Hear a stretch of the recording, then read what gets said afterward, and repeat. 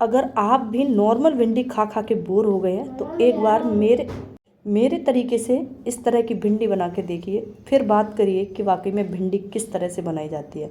एकदम सादी या पार्टी स्टाइल में भिंडी हमारी बनके तैयार होगी और विद इन 5 to 10 मिनट्स के बीच में ये हमारी फुल रेसिपी बनके तैयार हो जाती है। चलिए फ्रेंड्स, शुरू करते हैं। होम स्टाइल स्वाद में आप सभी का स्वागत है दोस्तों। जय श्री कृष्णा, राधे राधे। मैं गुंजन शर्मा अपने यूट्यूब चैनल में आपका स्वागत करती हूँ। भिंडी ले रखी है हमने 350 ग्राम।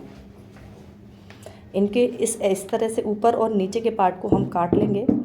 और ये देखिए, आप अपनी मनपसंद से कोई भी शेप दे सकते हो, ऐसा कुछ नहीं है, लेकिन मैं इसको इस तरह से काट रही हूँ। ये देखिए, इस तरह से मैं इसको काटूंगी और बीच में से ऐसे पार्ट कर लेंगे। सेम प्रोसीजर से ही मैं सारी भिंडियों को इसी तरह काटूंगी और काटने के बाद इसके मीडियम एवरेज के साइज़ कर लूँगी। आपको ध्यान तो होगा ही, भिंडी मैंने धो के एकदम सूखो के ड्राई कर ली थी, उसके बाद मैं कटिंग कर रही हूँ। भिंडी में पानी बिल्कुल नहीं रहना चाहिए दोस्तों, ठीक है। और ये सारी भिंडी हमने काट ली है। काटने के बाद अब चलते हैं। एक ले लेती हूँ मैं प्याज, बड़े साइज़ का था तो मैंने इसका हाफ ही कर लिया है। और इस तरह से मैं इसके छल्ले निकालने वाली लेडी फिंगर काट के तैयार करूँगी।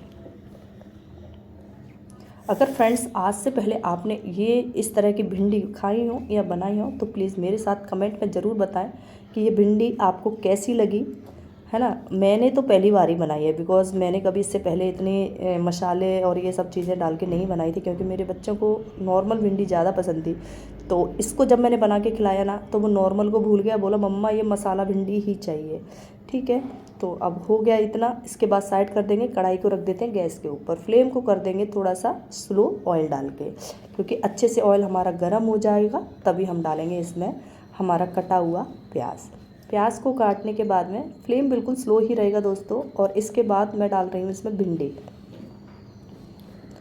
ये देखिए, अगर आपके घर में कोई गेस्ट वगैरह आ जाते हैं ना तो आप इस तरह के कुछ टमाटर जो आपको वाकई में सब लोग तारीफ का मैं एक प्यूरी यानी कि पेस्ट बना लूँगी। इसकी एक ग्रेवी बना के तैयार कर लेंगे टमाटर की। इस तरह से ऊपर के इसके डंठल वाले पार्ट को निकाल दूँगी। इसका छिलका इसी में गिर गया, निकाल लेते हैं पहले दोस्तों, उसके बाद काटेंगे। यहाँ क्या है ना, तमिलनाडु में सबसे ज़्यादा टमाटर में कीड़े भी पाए जाते हैं, तो काफ़ी केयरफुली इन चीज़ों को ध्यान में रखा जाता है।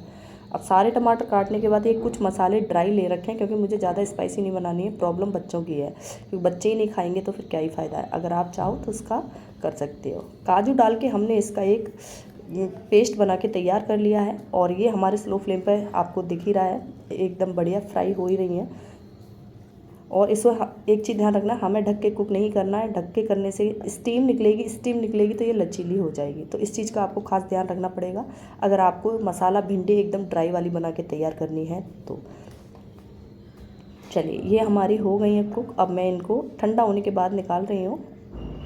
और जैसे ये निकल जाती है, इसी कढ़ाई में, मैंने कढ़ाई को धोया नहीं है, इसी कढ़ाई में मैं ऑयल डाल देती हूँ। ये हमारी सरसों का तेल है, पहले भी सरसों का ही तेल यूज किया था। अजवाइन के साथ मैंने इसको, देखिए, पानी डालने के बाद ग्रेवी को फ्लेम हमारा स्लो दिया है। बेसिक मसाले भी डालूंगी, जिसमें हमारा धनिया पाउडर डालने के बाद थोड़ा सा जा रही है हमारी हल्दी पाउडर, और साथ ही मैं डाल रही हूँ थोड़ी सी देगी मिर्च, क्योंकि कलर के लिए। बाकी इसमें रिक्वायर नहीं है, जितना हम खाते हैं हमारे हिसाब से मिर्चें हम एकदम परफेक्ट हैं। और कसूरी मेथी डाल के मैं इसको कुक कर लूँगी। इसको भी मैं ढक के कुक नहीं कर रही हूँ, पर फ्रेंड्स आपको ध्यान रखना है, आपकी किचन एकदम नीट एंड क्लीन होनी चाहिए, क्योंकि अगर उसमें जाले वाले हुए तो स्टीम से उसके नीचे गिरेंगे। आप अपने अकॉर्डिंग अपनी चीज़ों का ध्यान रखिए, क्योंकि मेरे में ऐसा कुछ नहीं, इसलिए मैं ढक के कुक नहीं कर रही हूँ।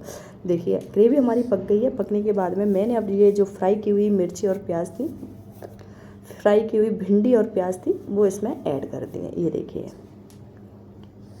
मिक्स कर देंगे एकदम बढ़िया तरीके से।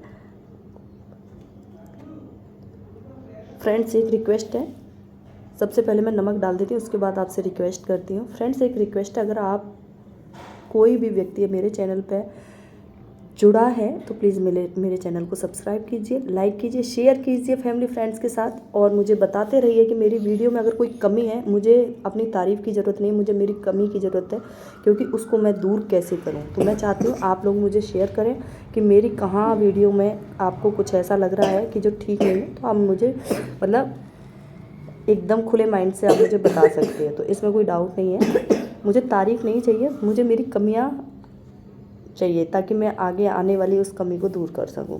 ये देखिए एकदम सूख गया है ये हमारा मसाला सूखने के बाद आप देखोगे फ्लेम का आपको बहुत ध्यान रखना है, क्योंकि फ्लेम हमारा स्लो ही रहेगा। और इस तरह से ये भिंडी मैंने इस बर्तन में ट्रांसफ़र कर दिया। ट्रांसफ़र करने के बाद आप देखोगे कितनी बढ़िया भिंडी हमारी एकदम खिली खिली बन के तैयार हुई।